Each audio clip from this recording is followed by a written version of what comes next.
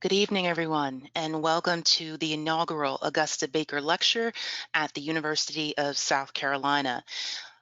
My name is Nicole Cook, and I am the Augusta Baker Endowed Chair at the School of Library and Information Science, which is part of the College of Information and Communications. And so again, welcome so very much to our lecture this evening.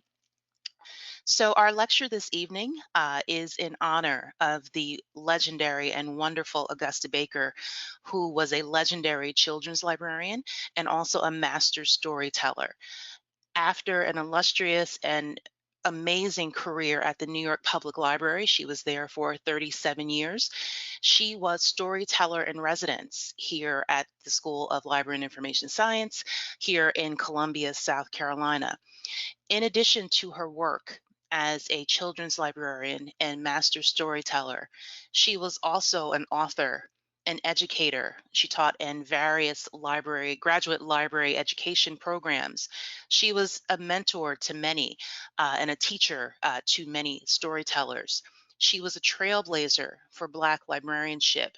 She was the inspiration for the Baker's Dozen Storytelling Festival that is held every year here in Columbia and hosted by the Richland Library.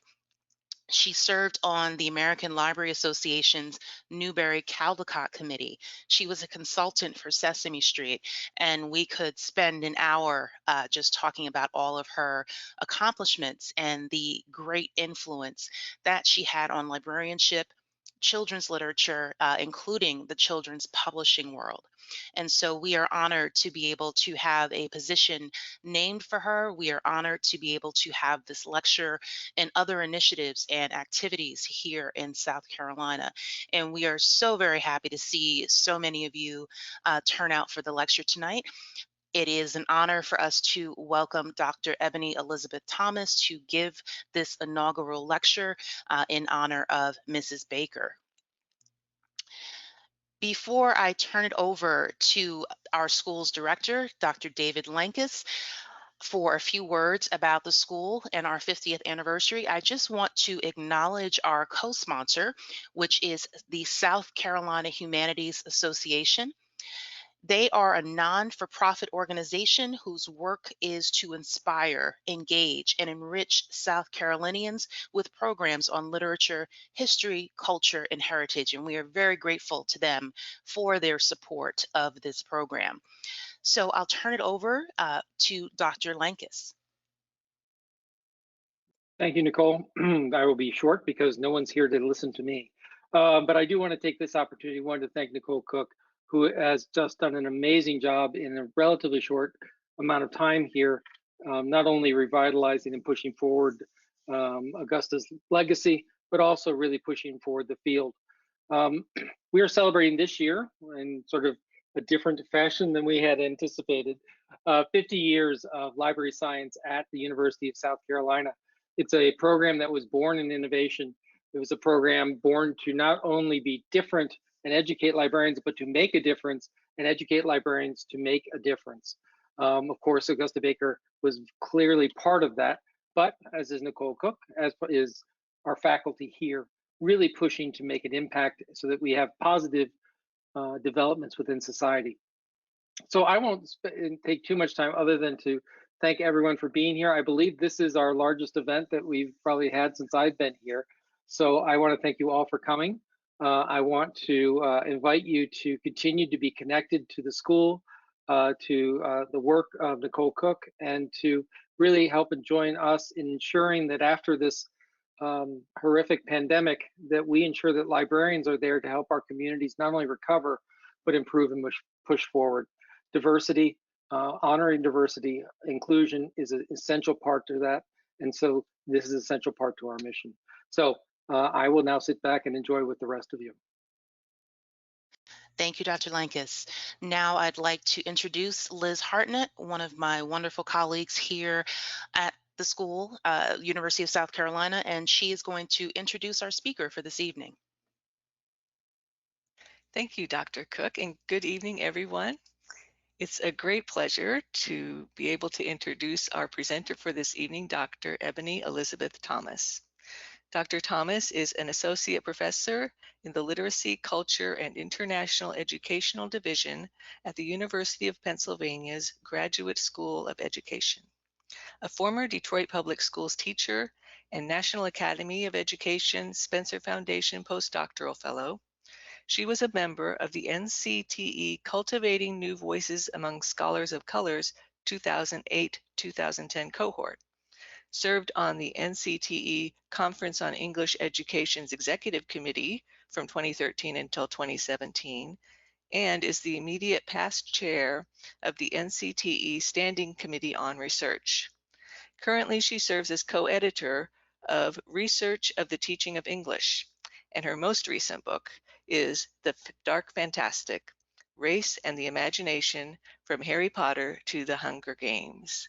Dr. Thomas, welcome.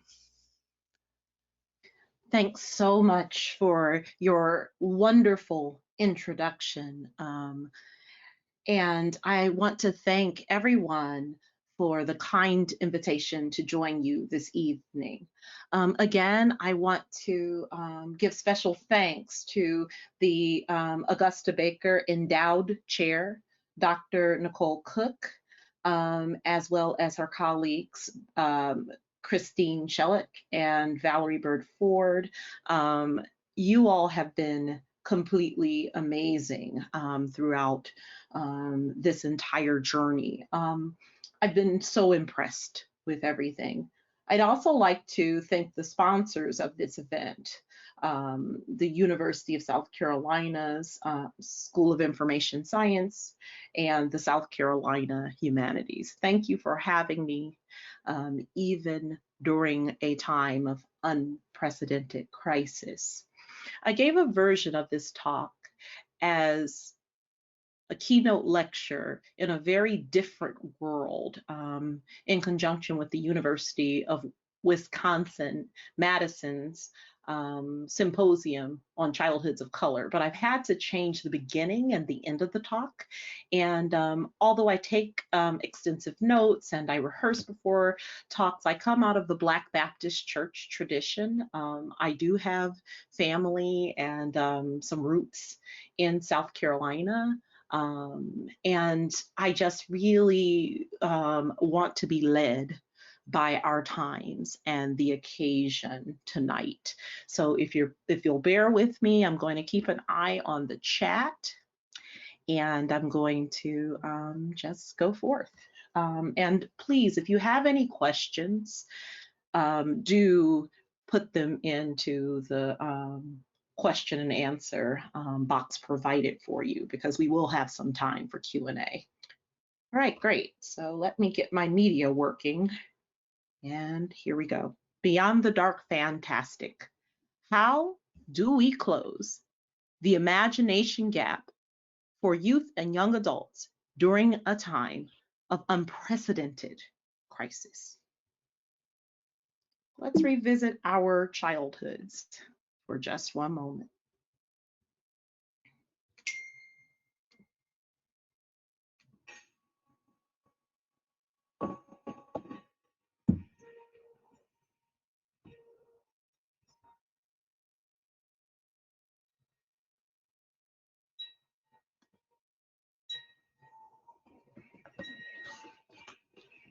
Hold your breath.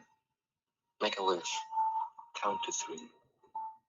Come with me, and you'll be in a world of pure imagination. Take a look, and you'll see into your imagination.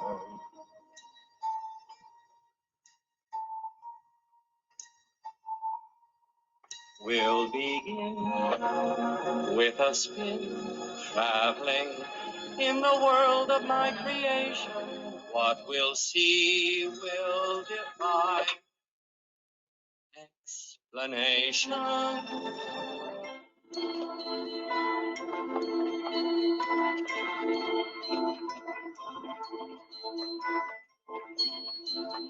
If you want to view paradise, simply look around and view it. Anything you want to do it. Want to change the world, There's nothing to it.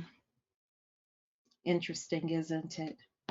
Many of us hear that song or think back to our favorite children's movies and television shows, and especially books.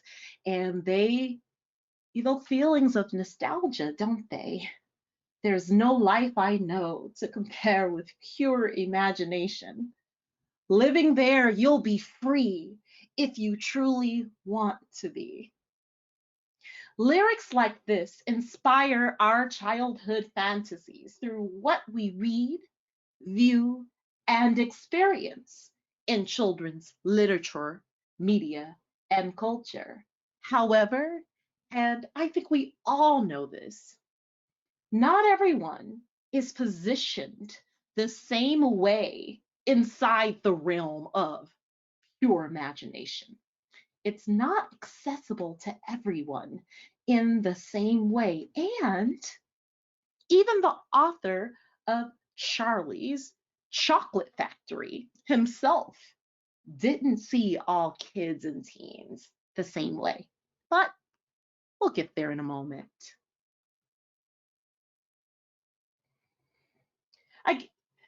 At the University of Wisconsin-Madison's Childhoods of Color Symposium, I introduced the audience to a young man I encountered in my literacies research here in Philadelphia as a young scholar.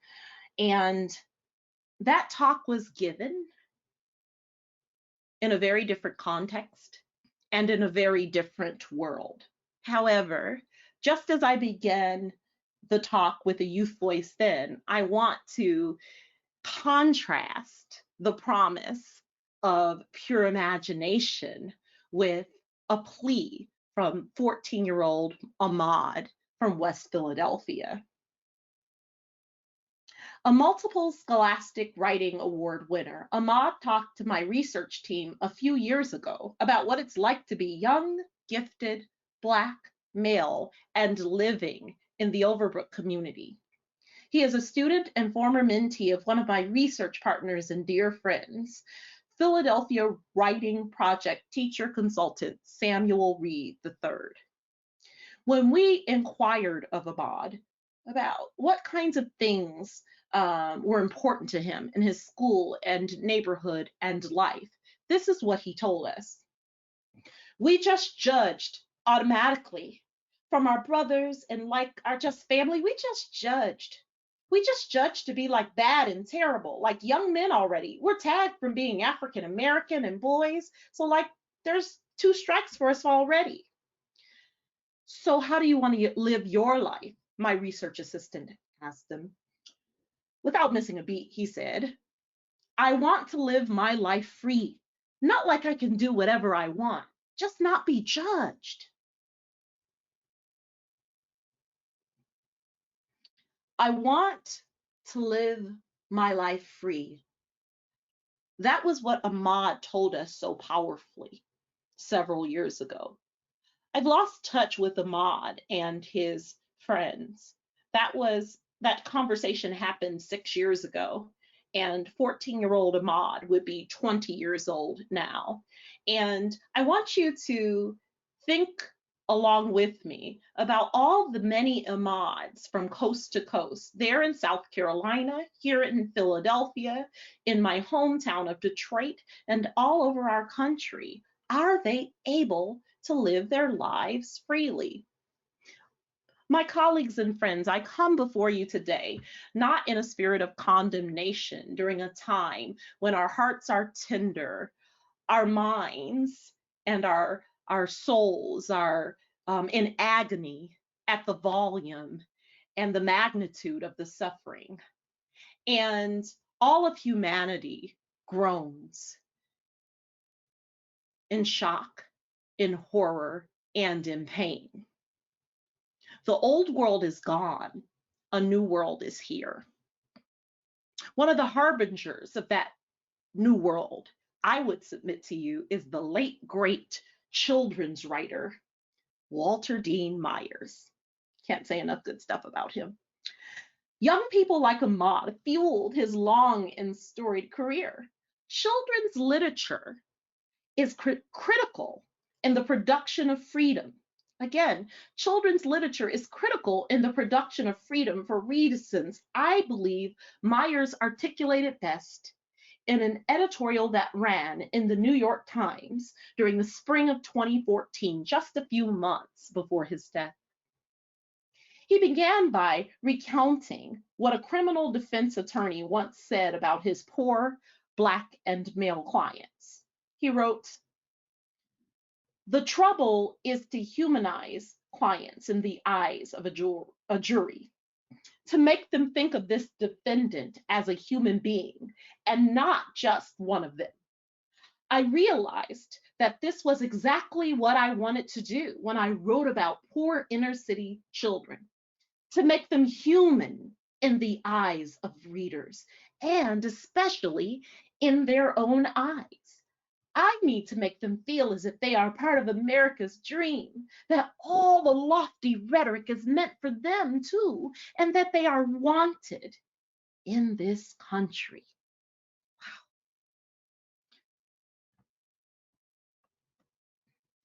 The life's work of Walter Dean Myers to humanize all children, and in particular, children and teens of African descent, is connected deeply to a protest tradition that is centuries old, and in children's literature and librarianship was launched by children's literature diversity leaders in the movement for multicultural books, such as Augusta Baker, Charlemagne Rollins, Pura Bilpray, and Rudine Sims Bishop, as well as many authors, librarians, educators, and community activists who work with some of the nation's most vulnerable young people today. Augusta Baker was born on April the 1st, 1911 in Baltimore, Maryland, not too far from where I sit. In 1933, she received her bachelor's in education from SUNY Albany. Mrs. Baker earned a BS in library science from the same institution in 1934. First, she worked in the New York Public Library system for 37 years.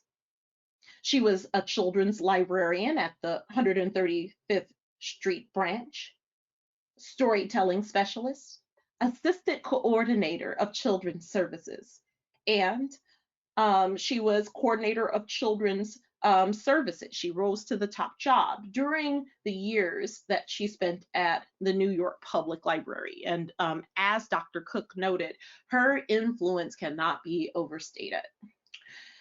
She served on every single board you could imagine. And then in 1980, she moved right there to Columbia, South Carolina, to become your storyteller in residence, where she retired in 1994. Augusta Baker left us and went back to the ancestors and to the Lord on February 23rd, 1998. So think about that year. 1998 is when this incredible force within children's literature left us. I wonder what happened 20 years later. This graphic, illustrated by David Huck in consultation with Dr. Sarah Park-Dallin, illustrates statistics from the Cooperative Children's Book Center at the University of Wisconsin-Madison. The CCBC has analyzed trends in children's publishing on an annual basis for, I believe it's almost 30 years now, if not over 30. They found that every year, the vast majority of all children's and young adult books published feature white characters, a statistic that has not moved much since the 1960s. This raised public awareness beyond librarian education and publishing. Now, I have to give this credit. There's been some movement over the past 5 years when it comes to diversity in children's and young adult literature. I also want to note what the current global pandemic is doing for all of us who love and care about children and the stories that we produce for them, that we use in our classrooms, that we select and are in our libraries. We care about all of that. So time will only tell how the current moment will affect the upward trajectory toward diversity or greater diversity in children's literature. However, this, like all graphics, like all statistics, this represents a snapshot in time from not so long ago. Many of you right here in this room, that's what my notes say, but we're not together in the same room, but where you are in your in your homes as we social distance during the crisis. Going back, many of you right here have spent countless hours, days, weeks, months, and years working toward equity and justice and inclusion. I commend you for that. Again, I'm not here in a spirit of condemnation at all tonight. We're all working so hard in our own way on these issues. But, we still have so far to go. This is the end of my 21st year in education. Less than half of that time was spent as a classroom teacher. So I taught about I taught 7 years. And then if you count the 5 summers, maybe I inched toward 8 and some change. I am finishing my 10th year as university faculty. So I've been, I guess I'm officially mid-career. I'm getting signals that I'm no longer a young ingenue. And so I don't know much, about, how to solve this problem. So that's not what this talk is going to be about today, right? But I've found a couple of things to be true. One of those things that I would submit to you, colleagues and friends, that is inhibiting us closing this diversity gap once and for all is the dire consequences that a person of color or even a character of color faces when he or she or they step out of their assigned place or flips a script in any way. We are living through the consequences of a person in real life who did that. So 10 years ago, well, can't even say 10 years ago, it's 2020. 15 years ago, if you traveled back in time and you talked to your 2005 self and you told yourself in 2005 that we would have a Black president named Barack Obama in 3 years, do you think yourself, your past self, your 2005 self would have believed you? I don't think so. I don't think I would have believed it. Many of us didn't believe it until a young Senator Obama won in Iowa in January 2008. So similarly, he stepped out and he flipped the script and, oh, now a Black person can be president. Now, if we could close the diversity gap easily, then once we saw a person step out of an assigned place and be in a certain role, we would accept it. Oh, okay, the guy, he's president, and okay, he seems like he's doing a good job. We managed to get through a whole 8 years time span, and there was a Black president, and nothing happened. But we know we are living through a time when we're seeing the consequences of a person of color stepping out of an assigned place and maybe getting a little uppity, as unfortunately our history as a nation attests. As it is in real life, so it is in children's books, so it is in young adult fiction, so it is in science fiction, fantasy, comics. These are dress rehearsals for the imagination. Another thing that I found to be true is that essentialized qualities such as goodness, beauty, innocence, and truth have been so often racialized and white, yes, as in our literature, in our media, in our culture, that ascribing them to other groups is seen as taking things away from white people. It's not that we can't all be beautiful or all be smart, like all 7.7 billion humans, like we're all cool. And if we all work together, we could probably colonize, the stars or something. Well, oops, colonize, yeah. colonial language, right? But instead, it's, we have a zero-sum way of thinking about these things. So I wrote a book about all this stuff after musing about it throughout my lifetime. The Dark Fantastic, Race and the Imagination, from Harry Potter to the Hunger Games, took me an extraordinarily long time to write. I began writing in 2013, 2014, that academic year, and it came out at the end of last academic year, so 2018, 2019. It took me about 5 years to finish it. And in it, I had a pretty lofty project. I wanted to think about where we've been in this realm of pure imagination over the past few decades, and to perhaps muse about the pernicious legacies we've inherited from our collective and shared past. And before I leave the slide, I want to emphasize that this is a shared past, right? So very often in the 2010s, because of the intractable nature of our problems as a nation, as a society. And I think that a lot of us have tended to silo ourselves off into maybe just biting off enough to think about. So I have specialized in Black children's literature, right? And I've thought a lot about, just race.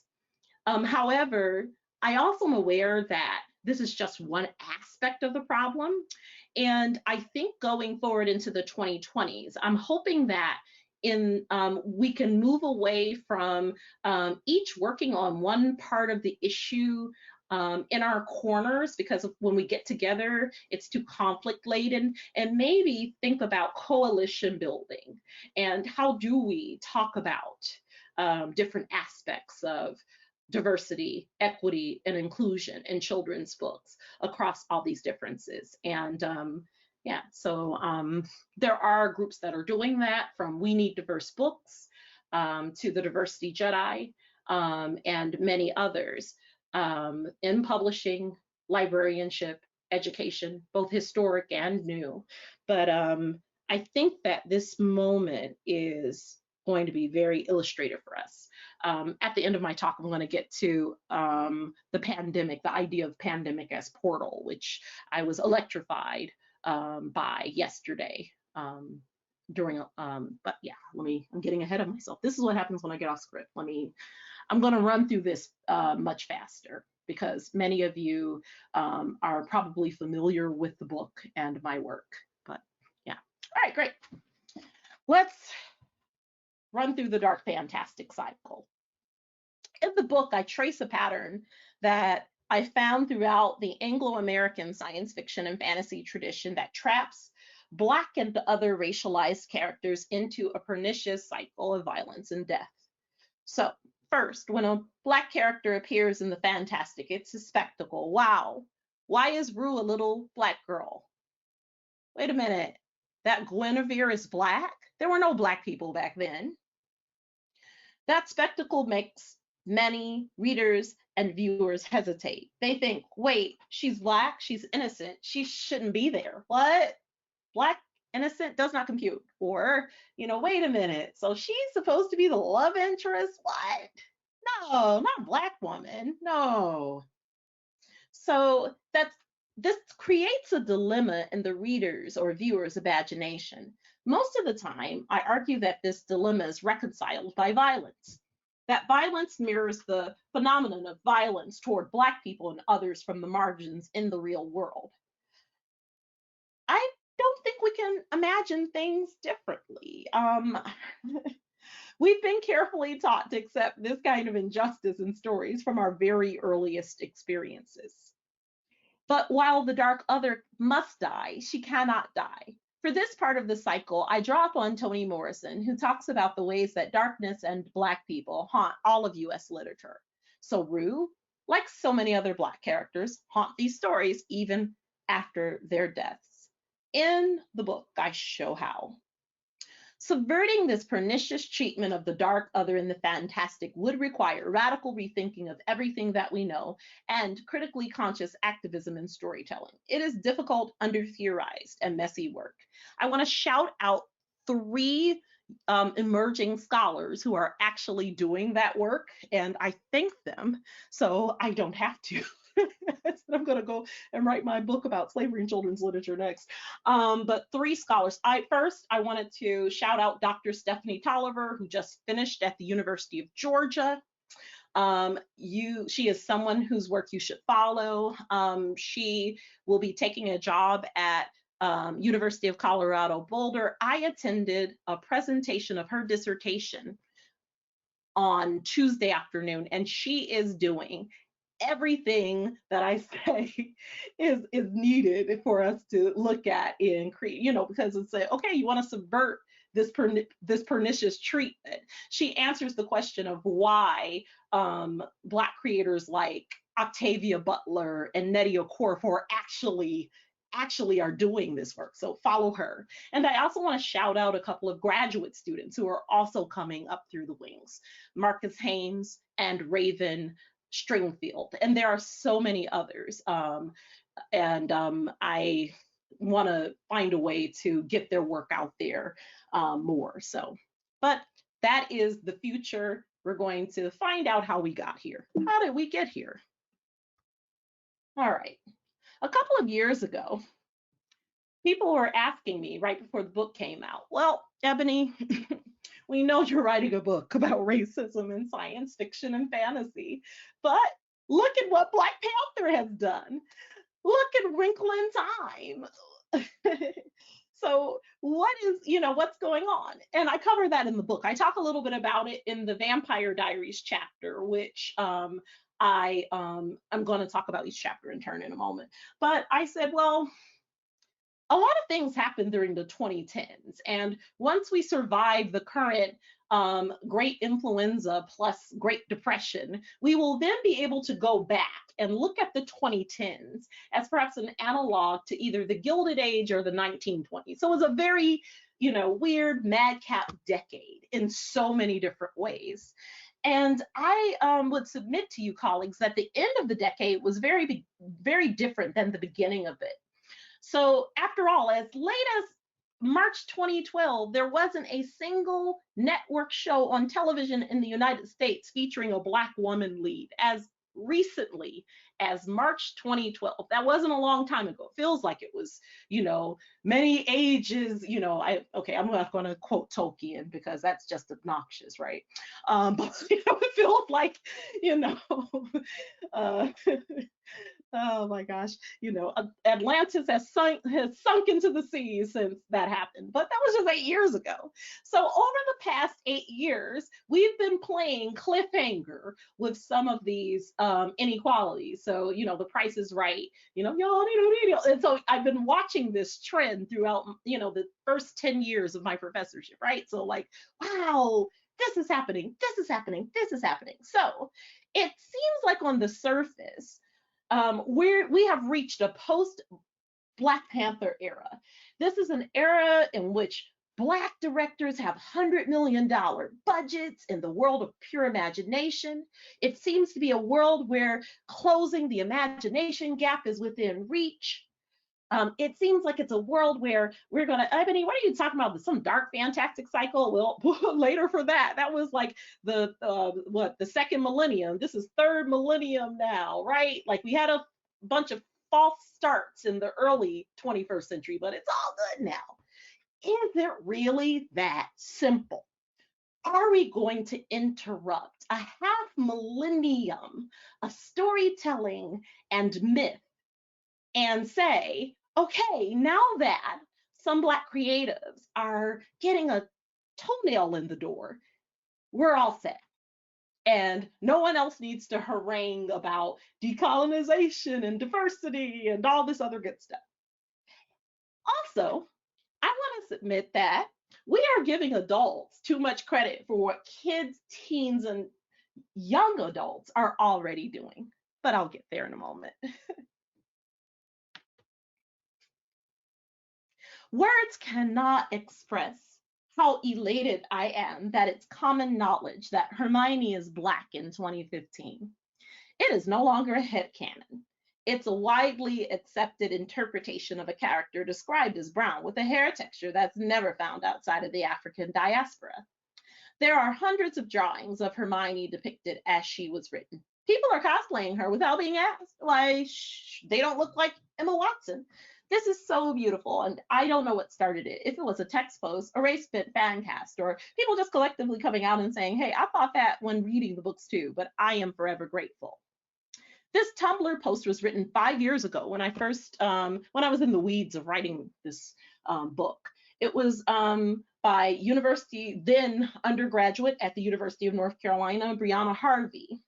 And it's indicative of the ways I argue young people today are reading and writing themselves into existence. So even before the Afrofuturistic Renaissance, even before the year of Black girl fantasy in 2018, long before that, Black youth and young adults were doing what they have always done, what we have always done from, before civil rights, during Jim Crow, on the plantation, on the ships, back in the motherland. They basically were doing their own thing anyway. So they were engaged in this rich restoring of texts that just could not even imagine that they could be at the center of that story. Those texts and the producers of those texts could not even imagine Blackness at the center of it. So I want to begin my talk, as I always do, by highlighting this act of interpretive freedom to set the stage for a major literary crisis of our times, one that is happening across infinite fantastic worlds. I really wish I had a camera because I have this book. This is the first time I've ever given this talk where I actually have stories about stories right here in my home office. Anyway, humans tell stories to make sense of the world around us. This myth-making process forms meta-narratives that shape our society, our culture, and the collective imagination. As noted fantasist Brian Atterbury observes, fantasy is an arena, I believe the primary arena, in which competing claims about myth can be contested and different relationships with myth tried out. Another notable fantasy theorist and a mentor of mine, Farah Mendelssohn, further theorizes the relationships between the reader and a fantasy story as rhetorical. The reader can enter a portal and go on a quest. Those are my favorite kind. They can immediately be immersed within the fantastic world from the first page, the first television scene, or the first swell of the movie score. Well, for me as a reader, sometimes I like to, if I'm just thrown into a story, it does take me a few chapters to catch up. And I was like, where am I?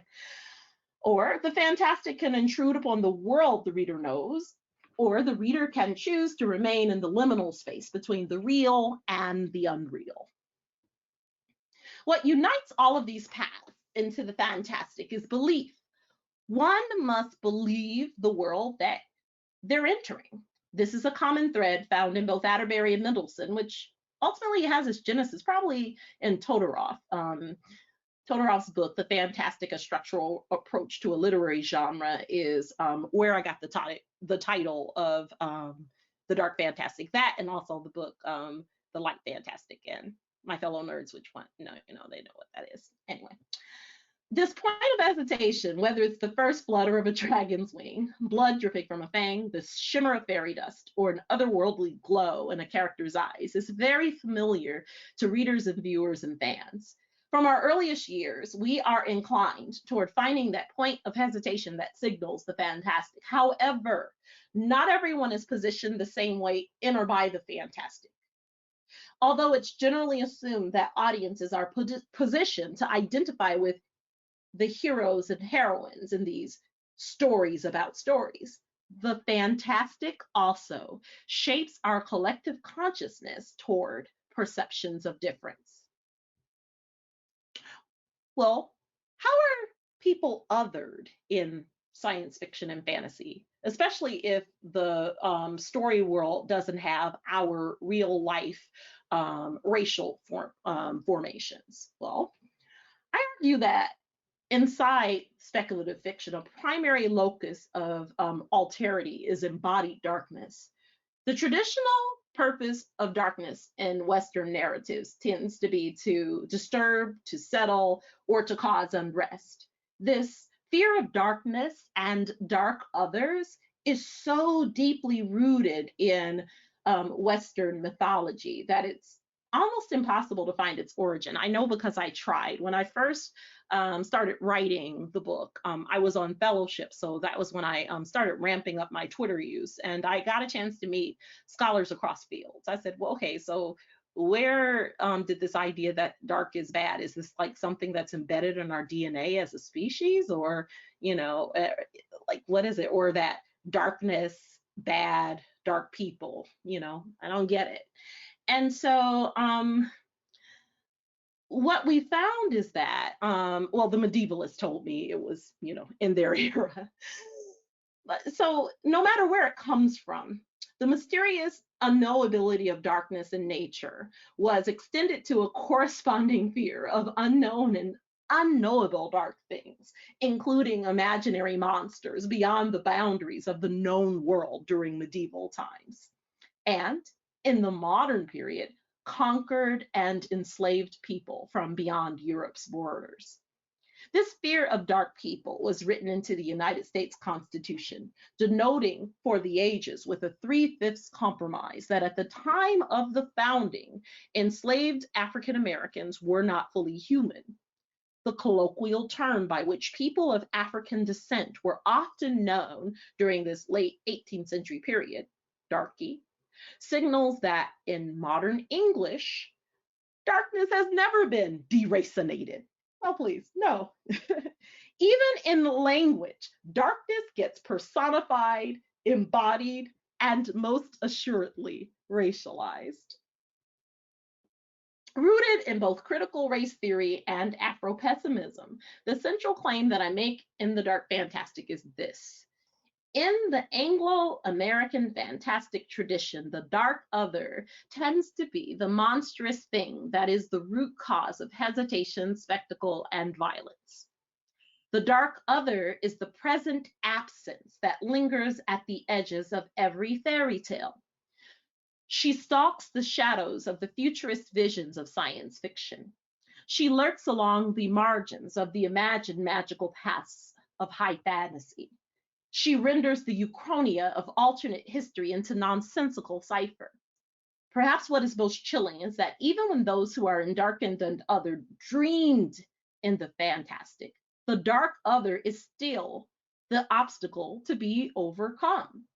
Even in stories where all of the characters are white and blue-eyed, recalling Adichie's influential TED Talk, The Danger of a Single Story, the dark other is always already there. So when readers who are white, middle-class, cisgender, heterosexual, or able-bodied enter the fantastic dream, they can be empowered and afforded a sense of transcendence that may be elusive within the real world. However, this often means that the implicit message that readers, hearers, and viewers of color receive as we read these texts is that we are the villains. We are the horde. We are the enemies. We are the monster. Is it any wonder that Black kids sometimes just don't want to read? You know, we deficitize them.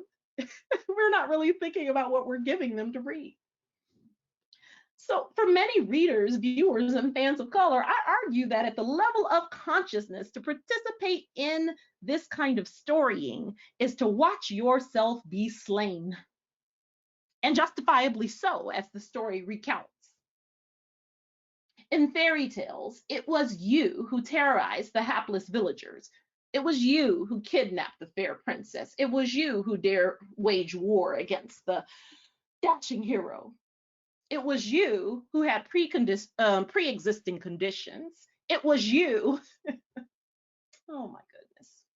It was you who chose to go to church or a family gathering or something like that. It was you. You did it.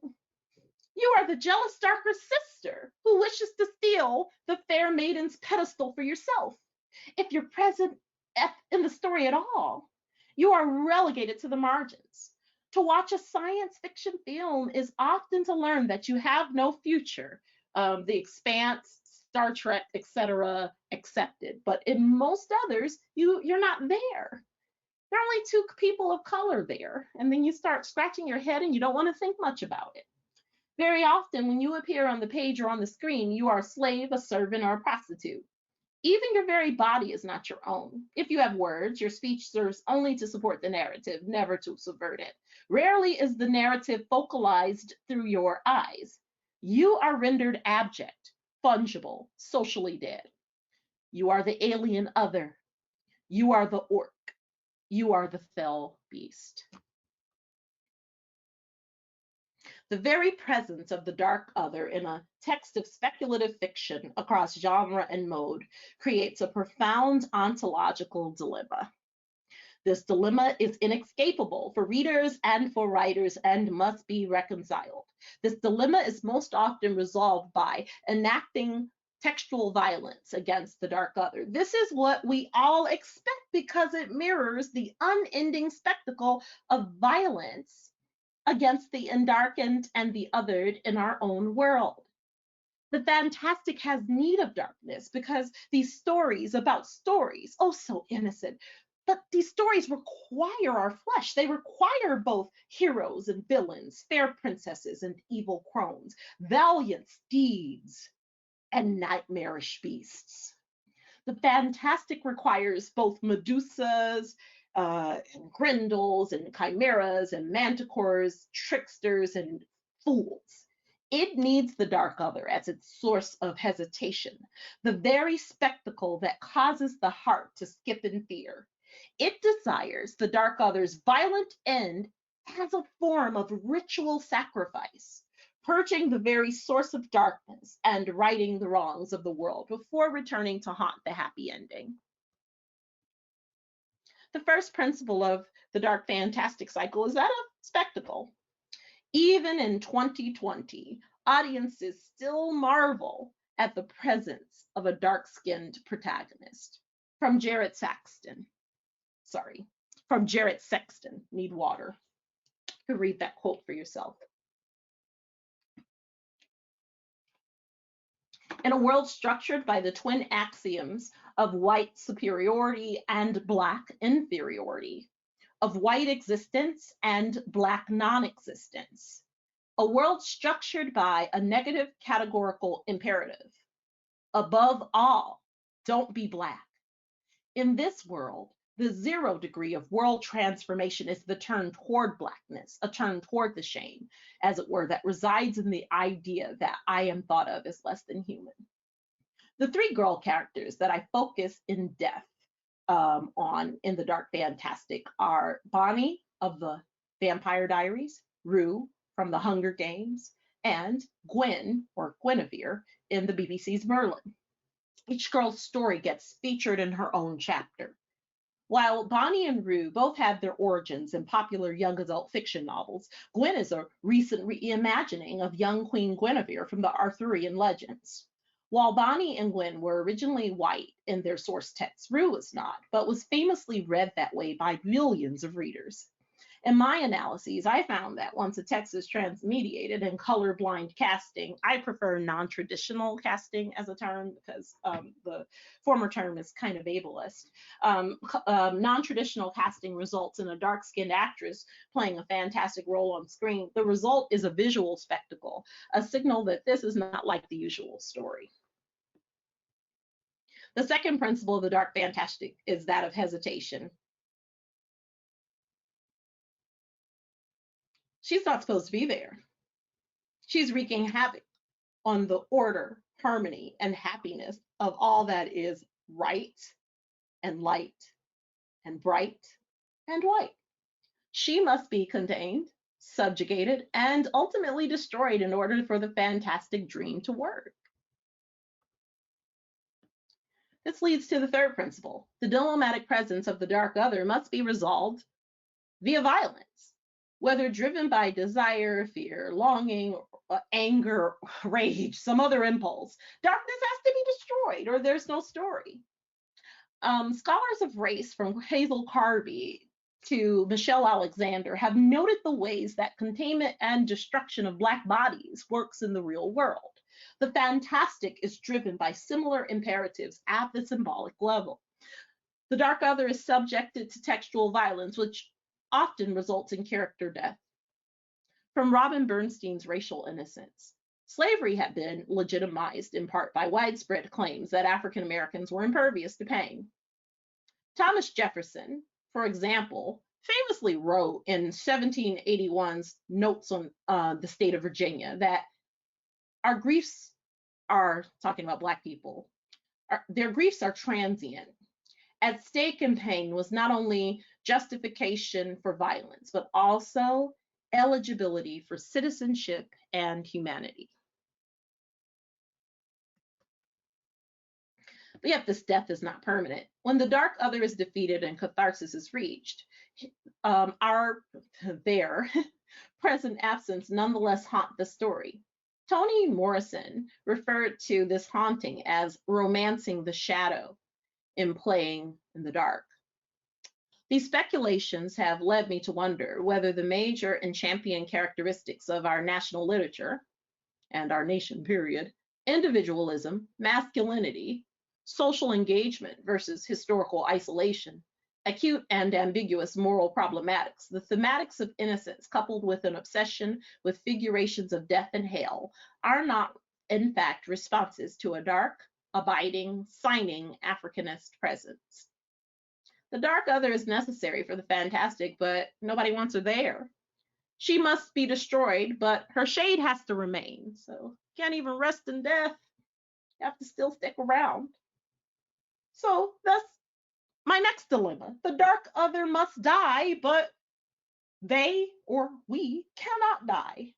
The dark one haunts the text because they can't escape. Morrison once again provides much insight into this textual fettering. The ways in which artists and the society that bred them transferred internal conflicts to a blank darkness consisting of conveniently bound and violently silenced Black bodies is a major theme in American literature. Black slavery enriched the country's creative possibilities. For in that construction of Blackness and enslavement could be found not only the not free, but also with the polarity created by skin color, the projection of the not me. The result was a playground for the imagination. Not free, not me. But there's hope. So much hope.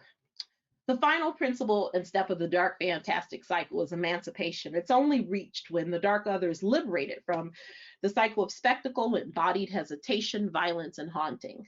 Narratives with liberated dark others are rare, although we're getting more. And they're rarely as popular as those that feature trapped dark subjectivities. People ask me, Ebony, why are you concentrating on, the one Black character in these multi-million dollar or billion-dollar properties? Why don't you just focus on I knew I was going to slur on own voices. The W. So here's the answer to that question, this very thing, because we do read Black folks who are into science fiction and fantasy. We do read Octavia Butler, Nnedi Okorafor, N.K. Jemisin, and then on the youth side, all of us anticipated and gobbled up Tomi Adeyemi's Children of Blood and Bone. We love Danielle Clayton's The Bells. And I can go on and on and on. But then at the end of the day, once we finish reading all those, once you finish binging Black Lightning, everybody else in the world is still watching Game of Thrones. Everybody else is still watching The Witcher. Everybody else is still watching all of the stories I've been talking about, and they interact with Black people. Remember at the beginning of my talk, I posited that stories are when your imagination has dress rehearsal for your actions in real life, right? So we're inspired by stories to do things, to act. Stories teach us how to treat each other. That's why I do the work that I do while applauding other kinds of work. I argue that this is less common even among own voices literature. I have an article that I wrote after the Dark Fantastic, trying to see whether or not recent young adult literature broke that cycle. And unfortunately, probably because of a lack of diversity in publishing, I thank Lee and Low Books for doing that study twice, and Dr. Sarah Park Dahlen, and then Dr. Laura Jimenez as principal investigators on that. You know, we have a lot of dead Black girl characters in YA literature written by Black authors too. And it's not saying that they're not doing a better job subverting the cycle, but what is it about mainstream publishing or education or librarianship where, you know, we're comfortable in this country with Black death in ways that I want us to interrogate? I love what Kevin Young, the director of the Schomburg Center and poet, had to say about this in the Gray Album, though, that the Lost Shadow Book is the book that Blackness writes every single day. The book that memory, time, accident, and the more active forms of oppression prevent from being read. It is the symbolic book that slavery really banned, a book of belief. The Black imagination conducts its escape by underground railroads of meaning, a practice we could call the Black art of escape. He begins the Gray Album whimsically by talking about the shadow book. So when I talk to Black authors, and I know almost everyone in children's literature, and I hope they don't get mad at me and stop talking to me because I'm going to spill their business. They all have a shadow book, okay? So there's the book of their heart and imagination, and then there's the book that will sell well. There's the book that audiences will accept, okay? So I wanted to note that emancipation is hard. It is hard. It's very difficult because it does require us truly reimagining, restoring everything we know and have heard and have been taught, and making the world anew. Langston Hughes. All right. So it's the nature of scholarship to question one's own work. So people will say, Ebony, I have quibbles with the Dark Fantastic. I said, oh, girl, me too. Yep, I could have done this, I would have done that. So that's all of it. So in the years since this book has entered the world, the theory has been both lauded and challenged, but that's the nature of knowledge. Things are never static, they're ever changing. And as scholars, we change with it. Everything in our culture demands the positioning of this dark other as antagonist. But I recommend that you read some counter narratives to inspire your librarianship, your creative work, your teaching, wherever you are touching the lives of kids. It's so important to balance both halves of the equation. You know, not to be, you know, too sad or depressed. And I know I'm saying this during a, you know, a horrible crisis, but then also to be, you know, wary of being too easily satisfied with the status quo. Because sometimes when you scratch the surface, you see the same old systems working underneath. All right, we have about 10 more minutes. I know it's a long talk.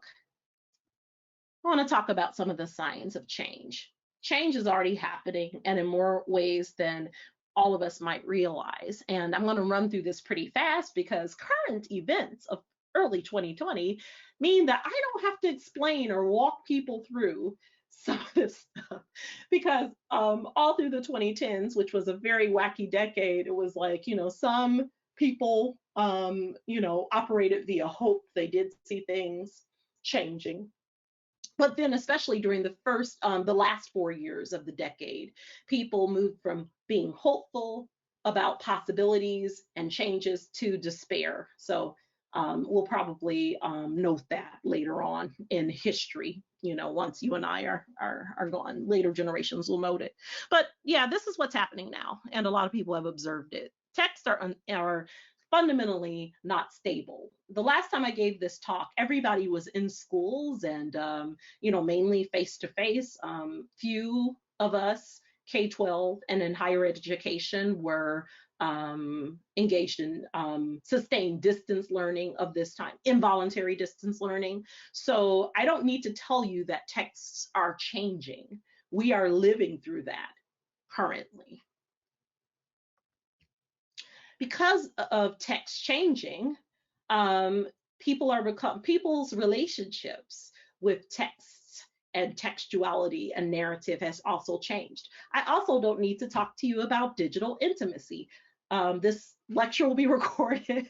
I talk about this in the book and in some papers, but I just feel as if this is, now redundant because you all know about digital intimacy because we have all lived the Zoom life, the Google Hangout life, and the Blue Jeans life over the past month. And many of us have had to interact with loved ones in both tender ways and also in tragic ways digitally. And so there will never be, when I first began writing about digital intimacy, it was in a 2011 article and people thought it was a little wacky, like digital, like, but no, now everybody's there, right?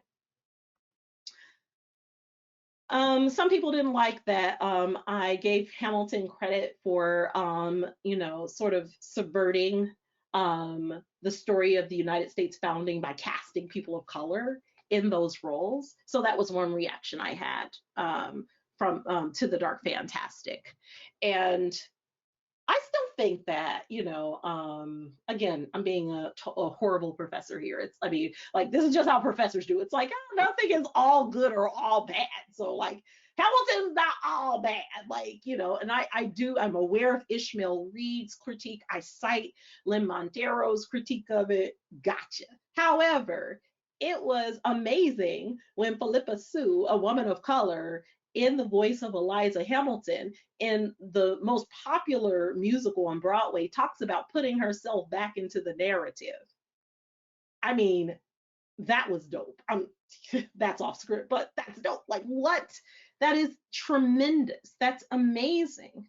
And we saw that impulse all throughout the first 2 decades of the 21st century. People seizing meaning and reclaiming narrative because of these new digital tools and the collapse of space-time and the ways that we communicate with each other.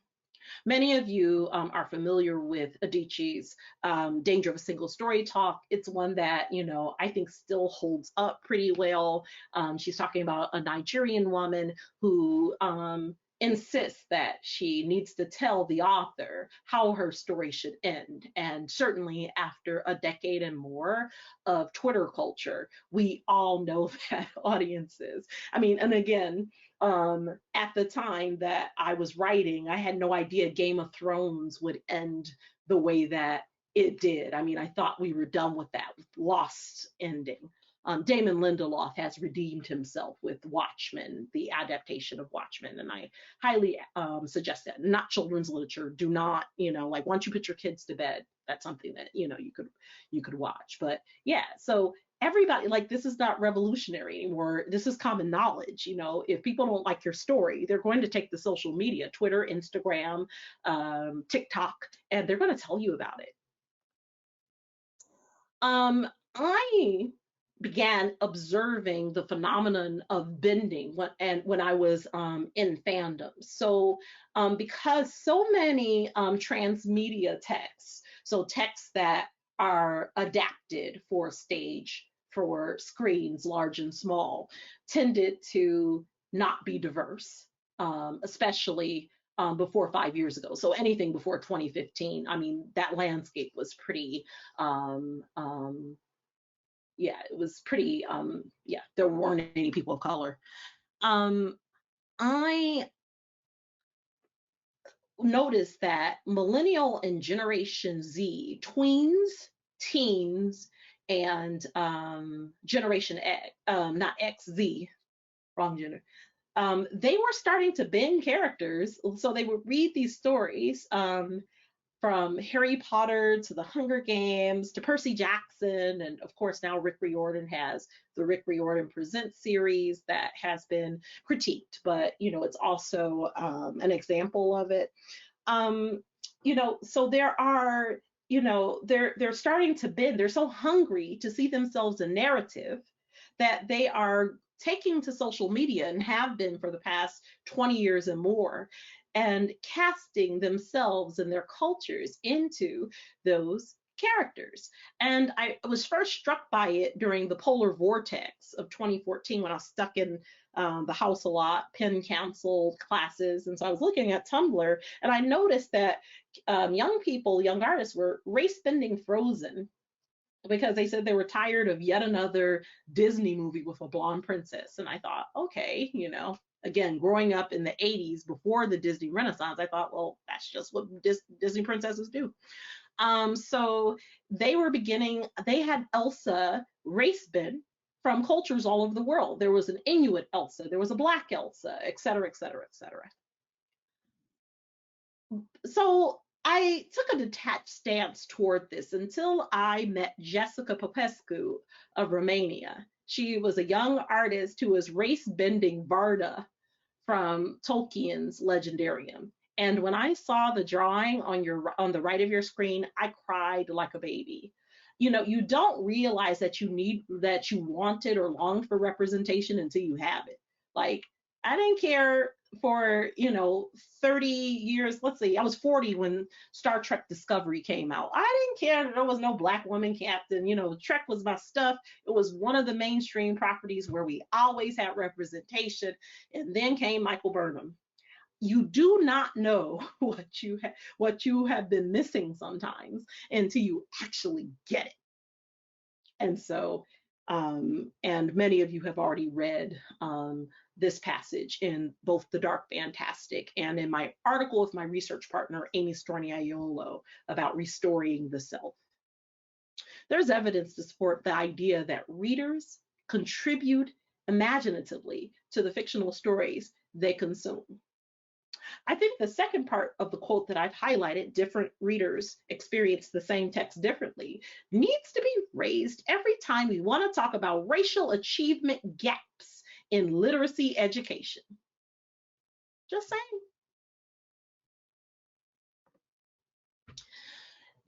Again, in some of my other work, I, because another hat I wear is as an education, a literacy scholar, educational researcher. And so I've done a lot of work with my research partner, who's also at Penn, Amy Storniaiolo, and my wonderful graduate student research team, the Super Friends. So shout out to Josh Coleman, Dr. Josh Coleman, who's starting at San Jose State University in the fall, Christopher Rogers, who reviews for Booklist and Kirkus and some others.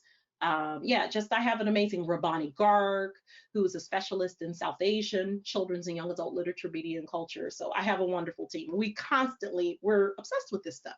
So we're looking at how reader and author relationships play out in youth literacy practices as forms of restoring. And we recently won a significant grant from the McDonald Foundation right before everything, the center stopped holding. And so we're really excited to be thinking about digital discourse and how people are, how this is working online. Again, post-pandemic or in the pandemic, we're in the eye of a storm, colleagues and friends. And so some of what I've been arguing, for about a decade, it seems to be moving into what Freire had famously called on the first page, chapter 1 of The Pedagogy of the Oppressed, an inescapable concern. Like every time I feel discouraged about injustice, racism, sexism, class struggle, I open up Freire's Pedagogy of the Oppressed. And he began, it's almost like he's there, speaking to you. I met him when I was 14 years old, and he talks about the problem of humanization. And it's something that I've taken seriously ever since I I read that book when I was in my young adulthood. And he talks about, the problem of humanization and dehumanization. It has, always been a problem for our species, but now it's taken on the nature of an inescapable concern. But while both of those are possibilities, only the first is the people's vocation. That means that our task is only to ever humanize never to dehumanize. And part of that is closing the imagination gap and reconciling the crisis of race in the imagination. All worlds are possible, and so are all protagonists. Pure imagination, liberated, darkened, and made whole. I want to close out because I said I would give 10 minutes. I'm just going to close by 7:10 period because I do want to leave 20 minutes for questions and answers. I would strongly encourage all of you, if you have found anything of value in my talk, know that my work is very much representative of the period between 2000 and 2019, really 2016. So my book it's very strongly a book of the first 2 decades of the 21st century. We are in a new world. I was electrified and inspired by a talk. Arundhati Roy, I'm sorry if I'm mispronouncing her first name, but it's one of my favorite writers right now. And Imani Perry, Professor Imani Perry, who is so inspiring. They were in conversation about Roy's idea of the pandemic as a portal. And so when I was redesigning my slides, I was thinking, a portal, and just thinking about, and if you think about a wormhole, science fiction nerd, not a scientist, you can only, theoretical physicists think that if human travel through wormholes is possible, you're probably not going to be able to go through because of all the laws of physics. You're not going to be able to go back and forth through a wormhole like people did on Deep Space Nine. It's only going to be one way. And that is the way, friends, that time works for us. We can only move forward. So before the pandemic, March 1st, the world before March 1st was a different world. It informs where we are now, but it's not where we are. So I would strongly encourage you to look at that.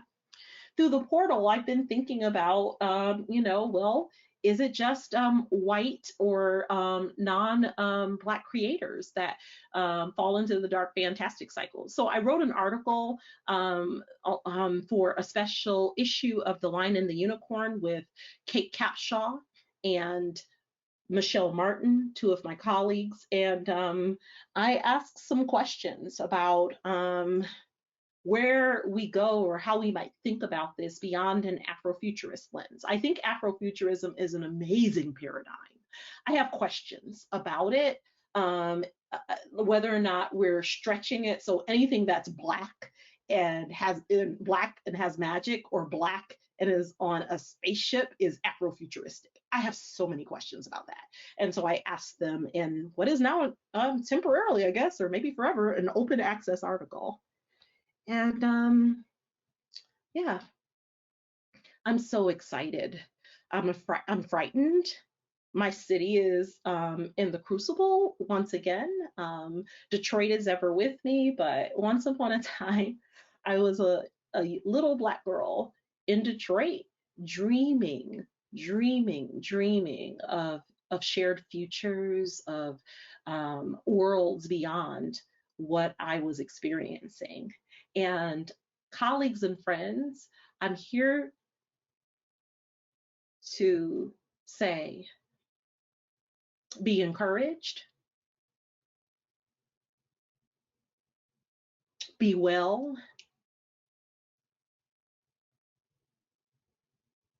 be mindful, and continue doing the good work that you are doing in this brave new world. Thank you.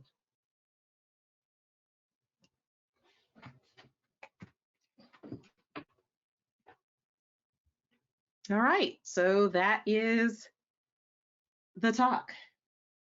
That took longer. I lingered, and there are still almost 200 people here. That is just really nerve-wracking. I can't believe it. It feels like I just talked to the trees on the Wissahickon Trail in Northwest Philadelphia. I'm sitting in my office by myself. So this is so much fun. So yeah, great. All right, I guess we're going to go straight to questions and answers because we have a little less than the 20 minutes. So Tawanda Henderson, hello, was wanting to know about the purpose of literature for young readers. Wow. Literature for young readers has manifold purposes, both benign and not. So I really wish that we were able to be in an audience together so that we could dialogue more about that. Because that is the answer to that would be an entire textbook, right? So there are so many different purposes for children's literature, to entertain, to inform, to inspire, to warn, just to exhort. Sometimes they do more than one of those at once. I don't think most books, or there are very few books that do all of that at once. But I think the purpose of literature for young readers, I mean, we could go, would it be what Huck tells us it is? I use Botelho and Rudman, and we talk about the purposes of literature for young people. Yeah, I think it depends. And again, that is a very literacy researcher response to that question. So I do say that all of us who work in children's literature, we're all coming from it. We're all coming from a different angle. So my perspective is as someone who is steeped in reader response, in literacies, and I was also trained by linguists as a discourse analyst. So I analyze talk, and I tend to analyze text in those ways. So I pay attention to the language used, the prosody of a text. Yeah, so those are, and I'm sitting in a college of education, or a graduate school of education, which means that I do believe that children's literature exists differently in education, and as it should, than it does in schools of library and information science, and it exists or looks different when you're in a department of English or childhood studies or elsewhere in the humanities. We have colleagues in history who think about childhood. Yeah, so and that's why organizations like the Children's Literature Association and the Children's Literature Assembly tend to be so interesting, because I think it's not often acknowledged in the field that we're all rooted in different disciplinary perspectives. So I hope that answers your question. Are there others? Let's see. I'm scrolling up. Ooh, this is a good one. Hi, Todd. Todd Hoppuck. I hope I pronounced your name correctly. Oh, great. Dr. Thomas, I wonder if you could speak about your observations on queer representation, gay and lesbian representation, trans representation, and non-binary gender representation.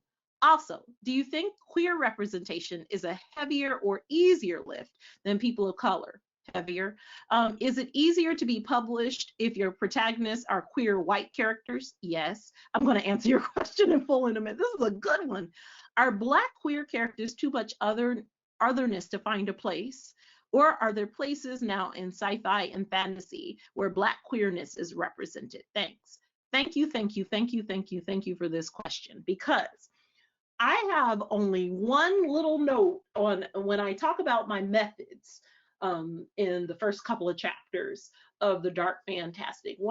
Some of the biggest, things I wish I had been able to tackle, and that I believe the rising generation of scholars, librarians, and teachers will, be able to tackle in their sleep with one hand tied behind their back, is intersectionality.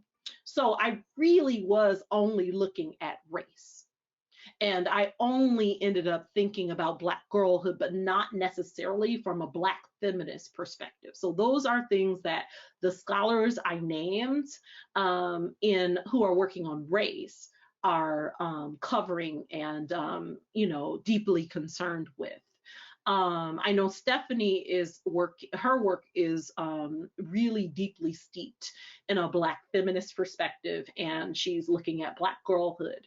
I'm not sure whether or not Marcus or Raven are looking at Black queer narratives, but we're starting to get a really interesting cohort of doctoral students and then some master students who are keenly interested in thinking about intersections among race, sexuality, gender, class, etc. Here's the thing about why we don't have more of that critical work. Because the academy is truly an int moot, and again, Tolkien, we speak in intish, and because the bars for academic work tend to be context dependent. So if you are in a program that understands children's and young adult literature well, and also has faculty or departments that are strong in gender, women's, and sexuality studies, and or have younger scholars over in Africana or in Latinx, Latin American studies, or Asian Pacific American studies, Native American or Native Indigenous studies, then you are probably going to have a more lit dissertation than those of us who were in programs that trained us so well, to do academic work, but really we're not necessarily places where we're getting the tools, not the tools to do good intersectional work. The reason why I didn't touch upon some of the topics that I mentioned, or in Todd's question in the Dark Fantastic, is that it's better to acknowledge what your book doesn't do and call for more work than it is to do it poorly. And as an academic journal editor, people are really, rushing work out. And listen, I get it from a social justice perspective, but I think that your work has great impact if you let it steep and cook. And I do think that there are now a growing number of scholars that are doing that work. Another one who is doing intersectional work is Angel Daniel Matos, who is his work is absolutely phenomenal. And he does both Latinx, YA, and he also does queer and gay YA, and teaches in those subjects, and is faculty. I'm trying to remember where he's moving, but but again, that's a scholar who has trained within the past 10 years. So we need that scholarship. And then in publishing, we need publishing to be brave, even in a time of crisis. So I am concerned that post-pandemic, publishers are going to be hurting as the economy slows, or maybe even crashes. And the problem is that whenever we have moments like that, whenever there are economic contractions, creatives of color suffer, queer creatives suffer.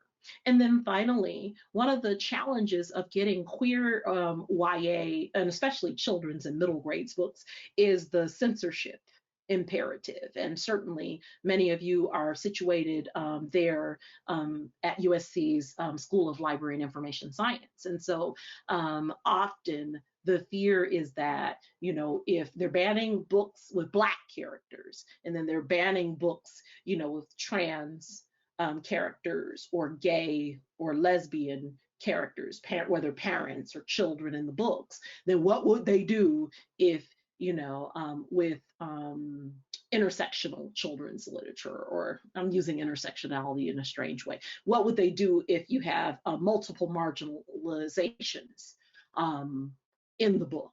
Would districts ban it? And so publishing, some of it is the system. I rail against the system all the time. And also the system is influenced by what the largest districts and library systems will buy. And so that's why we have the kinds of books that we get. That was a really good question. All the best to you, Todd.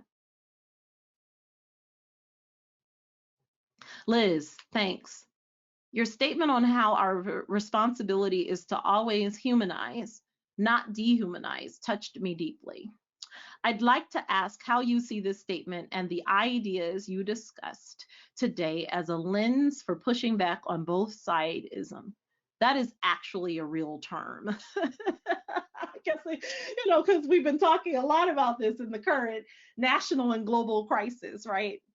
So when I was 14 years old, there was a lot more public money to do things where I've tweeted about this years ago before I started ranting about, the way Black women are treated on the internet, right? But back when I had fewer followers and I had a much more benign Twitter presence, which was much more like my real life presence, if you know me, I was talking a little bit about how weird it was to grow up between, like the end of the civil rights movement and then now, like where there was momentarily some public money, never enough to save the Black kids in the ghetto. Sorry, there's no way to say it. But like there were constantly programs for kids who were and teens who I guess weren't, setting, things on fire. It was just so weird. It was like, you could like go back and like sort of analyze some of that late 20th century stuff. So there was a lot of public money around. And I ended up going to the University of Michigan for a program that, existed for about 10 years and doesn't exist anymore. And I never forget, there was this elderly man with kind eyes who didn't really speak, I believe he was soft spoken. And the people who were my work supervisors when I was up there that summer, one of them is a famous higher ed professor, Sylvia Hurtado. Ebony, come and meet. This is Paula Freire. And of course, I am 14 years old, right? I don't know who this is. And it's like, oh my gosh, I was, maybe not as cool as some of your teenagers. I was like kind of frightened. And, I shook his hand and they were like, oh, she's from Detroit, etc. And in my brain, I was like, I dedicated my dissertation to Freire and my mom because, I didn't know back then. And so he is one of my comfort reads, reading the beginning of Pedagogy of the Oppressed, thinking about a children's literature of the oppressed. But then, I'm listening to younger and newer scholars who are saying, no, we're not just the marginalized, we're not just the oppressed, we're also the global majority. We're also those who are building this new world together.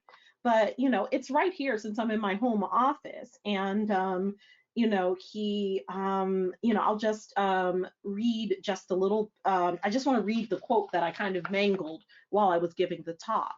And you can Google it. And I think at least the first chapter is available for you online. And I'm just going to skip and just read the parts that I always go back to on those days when I leave my K-12 job, in the 2000s, or I left campus at Wayne State or Penn crying because I thought, they're never going to accept me as a mentor. They don't, like that. What am I doing as a professor? Freire writes, while the problem of humanization has always been, from an axiological point of view, been humankind's central problem, it now takes on the character of an inescapable concern. Concern for humanization leads at once to the recognition of dehumanization, not only as an ontological possibility, but as an historical reality. And as an individual perceives the extent of dehumanization, he or she or they may ask if humanization is even a viable possibility. Within history, in concrete, objective contexts, both humanization and dehumanization are possibilities for a person as an uncompleted being conscious of their incompletion. Now, this next sentence, I have carried this with me for my 21 years in education.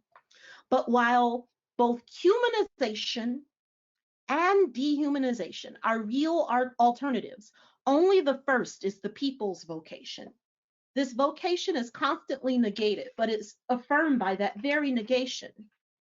It is thwarted by injustice, exploitation, oppression, and the violence of the oppressors. It is affirmed by the yearning of the oppressed for freedom and justice, and by their struggle to recover their lost humanity. I mean, that's just, it's so powerful because every time I want to quit, and I was like, I began my high school, not high school, I began my college education at Florida A&M University in Tallahassee. My grandma grew up in Florida, and so I wanted to go down there for undergrad. It's an HBCU in Tallahassee. And I was going to be a business major because I thought how I made social change was to make a lot of money and open a bank in Detroit or a credit union so that I could finance people's businesses. And I just, I sometimes I've wondered, like, well, was this educator's path the wave? Like, maybe I could have made more impact. But, we all, as educators, as librarians, as good people in the world with a heart toward humanity, you do have a choice. Like daily, we have a choice toward humanization, to humanize or dehumanize. And certainly all of us, including me, especially me, like, it's so easy for me to want to dehumanize. Like right now I'm mad, like I want to dehumanize and rail at people who enabled certain things that I feel are unjust or not just, right? So I want to wish bad things, but I think that in order to build a new world together, we have to choose the path of humanization and then press out together what that means. So, yeah. Well, it's 7:30, and I don't know if there are any other questions. Listen, I am easily, readily available because I have, I'm on Twitter. I lock it down every night because there's trolls, and, especially as we get closer to the election, sometimes women from the margins who are loud on the internet, But please, if you tweet at me or if you email me, oh, there are lots more questions. Okay, cool. And I'm here until 8. And because I'm home, you all can't see me like walking around or doing anything else. All right, so let me see. Oh, this is a good one. Anastasia Collins. Hello. I think this is Stacy. Okay. If not, hi. But I think I know this questioner. If pain, oh, hi, Stacy. One of my librarian friends. I have lots of them. I'm a librarian fangirl, as I told the workshop on Wednesday. All right. If pain, trauma, and destruction of the dark is embedded in genre conventions and even definitions, are we able to break out of the cycle of demanding Black characters' pain, trauma, death to make them legible to the white imagination, but dehumanizing them through the fetishization of the same pain, trauma, death? Must the burden always be on readers and audiences to bend and reimagine and write themselves back in? If so, how do educators integrate those skills and practices in youth readers? That is an amazing question. It's an amazing question.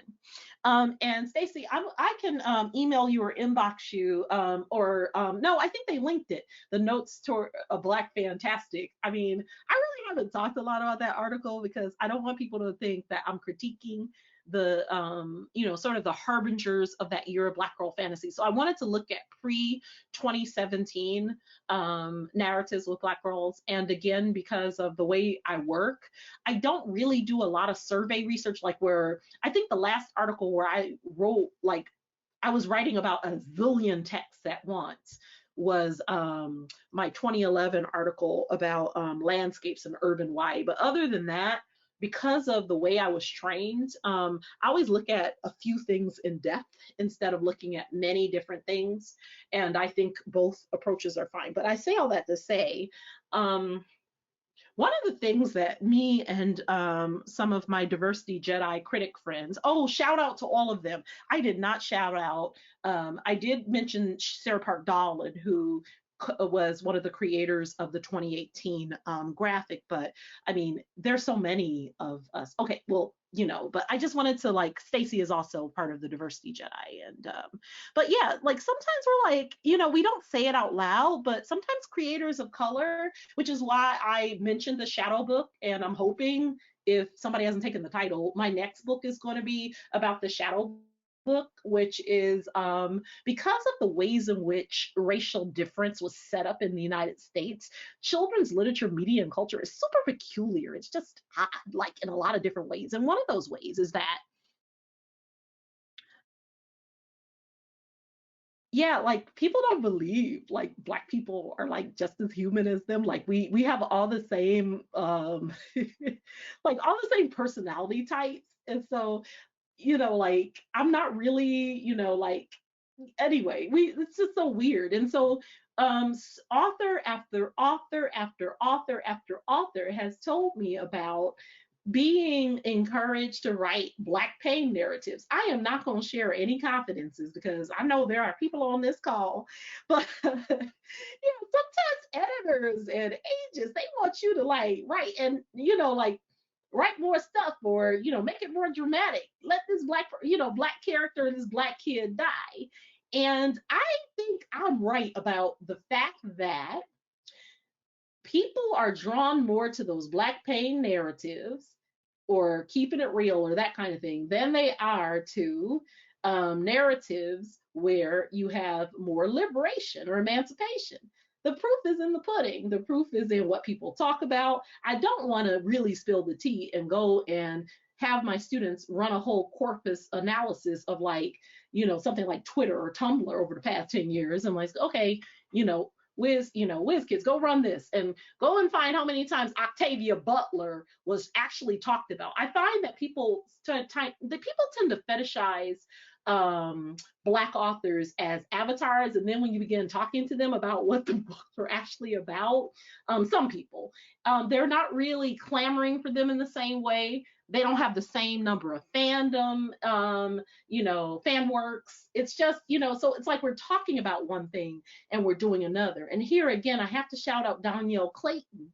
And I think that's okay because I'm an NBA judge this year, and I don't think she had a book that came out this year. But she was absolutely right. She called us out. We were at the Nerds of Color gathering at an SDCC, and she pointed out. She says, there are all these people of color, but we are invested in fanning mainstream content, mostly by white creators.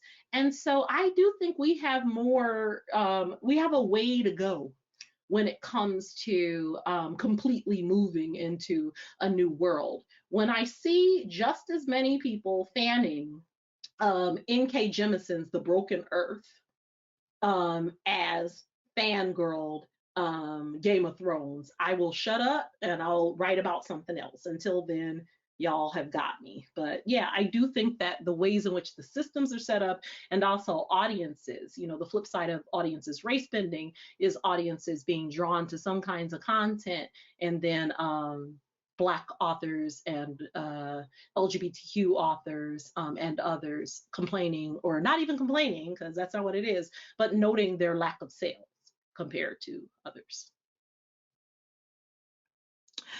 From Ivan Torsano. Hi, Ivan. I was wondering, do we see the presence of the dark other in fantasy stories with an all-Black cast of characters? So stories where also non-white readers are empowered. Yes, I actually wrote about that in Notes Toward a Black Fantastic. And then I've decided I'm going to stop and write my book about slavery in children's literature because I've done all that, I've done research on that. And I kind of want to have this next generation of rising scholars in children's and YA across fields. I feel like the millennials and Generation Z need to write back to me because I'm in early middle age and I'm feeling it because I was just like, this is depressing when I began looking at some of the text and looking at the fact that some of the tropes still existed in those books. And I had a conversation with Rebecca Wanzo, who wrote a book that I highly recommend, and I'm hoping that our folks can put into the chat. It just came out. It's called The Content of Their Caricature. So the content of their caricature. It just came out from NYU Press. It's on the same line, the same imprint as The Dark Fantastic was on, Post Millennial Pop, which is edited by critical theorist Karen Tongson, who just was the first Asian person to make tenure in her school at University of Southern California, and noted and famed media scholar Henry Jenkins, who's become a mentor of mine. But Rebecca and I were actually talking about this, and I'm just going to say one line from that conversation, and it was kind of both of us. Go back and revisit all of Octavia. I mean, she is incredible. She is amazing, but sort of this rah rah pom pom, like, yeah, like I think that's fine for drumming up enthusiasm, and I welcome fanning that.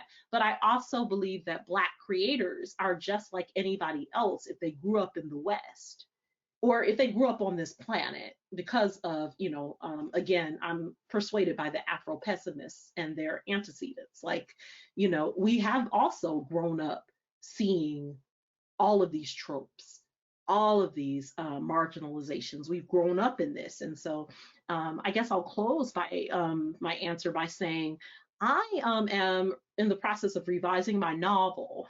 Those of you who know me know that. And I'm nearing the end of like trying to wrestle with. So I completely rewrote it.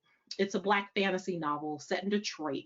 I joke it's my Negro Fellowship of the Rings, right? So it's like a bunch of like contemporary Black kids, and there's a white character, and some other a Palestinian guy. And so I actually, in this draft, and I'm telling you this because it's not going to be in the next one, one of the Black girl characters, you don't know if she died or not. So immediately after I finished writing that draft in September, I was on medical leave about to go into surgery.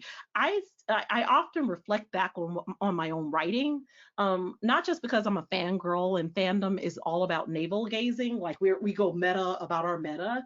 I was just like, Ebony, why the hell did you do that?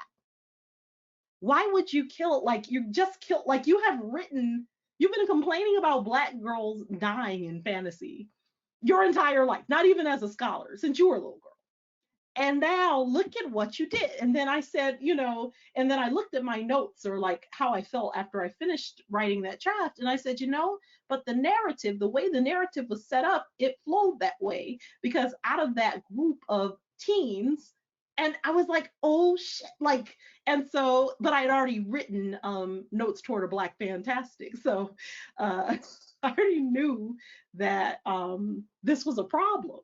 And it's not a problem everywhere, but it's certainly a problem. And I just would hope that we would begin asking some hard questions about how to completely decolonize narrative, and not just say, it's not just the identity of the creator, although that's a huge part of it. I think that we have to constantly be critical and, teachable and malleable in all of these things.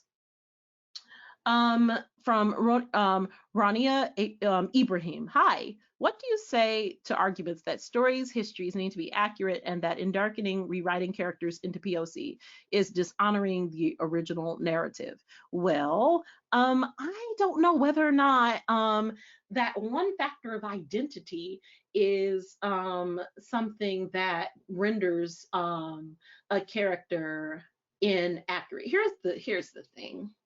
So I think if that question came to me and I was in one of my seminars, I would ask, okay, so let's talk about accuracy and authenticity. I have a really short treatise on that in the Dark Fantastic, in the Merlin chapter, where people argued that Guinevere on the show was was inaccurate or inauthentic, because there would have been no Black people in post-Roman or sub-Roman Britain. So that would have been maybe the 6th century, 6th century, the 5th or 6th century AD. So there were, there were people who made that very argument. And so usually what we'll hear is that, well, what if we had a white Martin Luther King, in a show, what if in Selma, Ava DuVernay had cast, they'll name a white actor as Martin Luther King. So there are a couple things about that. So usually people don't ask questions about whitewashed Asian characters or Arab characters, right? So certainly there's so many instances of characters from the Middle East that are played by actors that are not from the Middle East or not from those cultures at all. And the same thing is so prevalent when you think about, Asian diaspora narratives. There was a hashtag created by Ellen O called "Whitewashed Out." Um, so you see that. Um, I think that the interesting thing about Hamilton is that there are many different ways that you can read it. So I don't know, I don't think necessarily that Miranda himself was trying to be, subversive, or I'm going to decolonize, the founding of the United States. I don't think that was his project. I think he read the Chernow biography of Alexander Hamilton, and then he, if you ever saw In the Heights, he wanted to give it the In the Heights treatment, and then he casted the characters not just as Black and Latinx and Asian folks, but he was representing New York, like if you even, the title song that everybody knows, "In New York, you can be a new man," like that whole part. I mean, he was representing, if, the music and the styling was contemporary, he's representing contemporary New York. I don't think that, and I don't, maybe, I'm sure there's somebody on the here in the talk who knows more, or who has read, knows more about his background, but I don't think that he's read what we've read. And I don't think that, his purposes for that were the same as ours. And so I do think it is very different because of the ways in which asymmetries of power operate. It means something different when a white person takes takes a POC role, or Black, Indigenous people of color, Latinx, Asian, Arab role, than the opposite, because of power and the way that power is shut up. There's no shortage of roles for white actors. There just isn't. I mean, that just can't be argued. Whereas the opposite is, sorry, not enough water. I'm gonna drink a little water. I'm reading the questions and talking and doing my best here, folks. Deborah Hendricks asked, "What is your vision for inclusive characters going forward? Is it in the hands of both the authors and readers?" I do think it's in both, and I think it's in the folks that you provide access to both. So it's everybody. It's authors, it's readers, it's teachers, it's librarians, it's parents and caregivers, it's communities, it's publishers, it's Hollywood. All hands are needed on deck. So we have a rising generation of creatives, of scholars, of thinkers, of activists who are thinking about all of these things in such incredible ways. I mean, just beyond amazing. And I'm hopeful that they're given the space to do what they have to do, but I'm also not satisfied with the amount of marketing that some of our diverse science fiction and fantasy and all diverse media gets. So, I mean, it was, not enough people are watching Black Lightning as compared to Flash. I mean, it's still popular, but it's not as popular as the Flash, and the fandom is only a fraction of its size. I feel the same about Black Panther. If you look at the fan works and the size of the fandoms, you have so much more for some of the other series. And of course, some people argue, because people always want to argue semantics. It's like, well, Ebony, there's been multiple movies for some of the other characters or series, and there's only been the one for Black Panther. And it's like, okay, point taken. But I definitely think that readers and audiences matter, which is why I do the work that I do. And I think that I don't want to just put the burden on Black readers and fans and audiences, because again, we show up in these mainstream texts and stories and narratives. And so even when we steep ourselves in other kinds of stories, everybody is also reading about us and not necessarily reading our stories. I think I'll close with this. On the day when I see it as many white kids and teens and young adults writing fan fiction, drawing fan art, and enjoying majority Black, Indigenous, and people of color BIPOC work. When I see cis hetero kids enjoying and reading and watching LGBTQ children's and young adult books, when I see et cetera, when I see just as many, I think we'll have achieved a balance of stories. I don't think we're close to that yet, and I think we all have work to do, and I'm excited to do that work with all of you. Okay.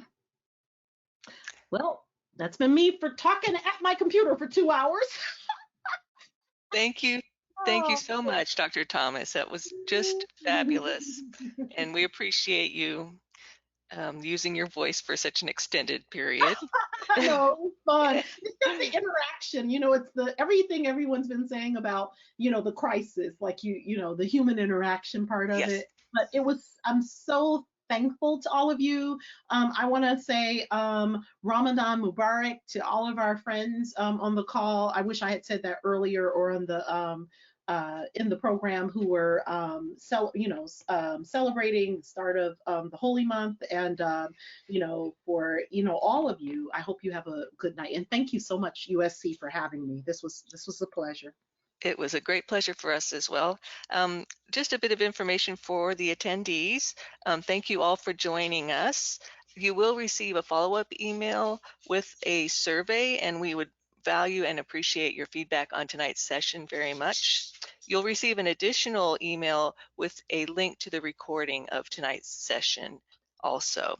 The recording will also be posted on the University of South Carolina's College of Information and Communications YouTube page. So that'll be available for anyone who wants to view it. So on behalf of the University of South Carolina's School of Information Science and South Carolina Humanities, thank you very much again for being with us, and have a wonderful evening.